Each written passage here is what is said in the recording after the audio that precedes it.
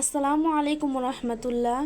এক হাদিসে এসেছে, ফি আহদি ওয়ামাল্লাম ইউহাফিজ আলাইহিন্না ফালা আহদা লাহু ইনদি।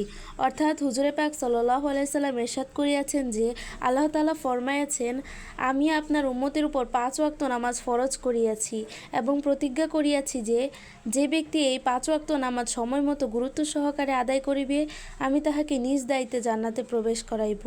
আর যে ব্যক্তি গুরুত্ব সহকারে এই নামাজ আদায় করিবে না, তাহার ব্যাপারে আমার কোনো দায়িত্ব নেই। দুরে মানসুর, আবু দাউদ শরীফ, ইবনে মাজাহ। আসসালামু আলাইকুম রহমতুল্লাহ। আশা করি সবাই ফলো দিয়ে পাশে থাকবেন ইনশাআল্লাহ।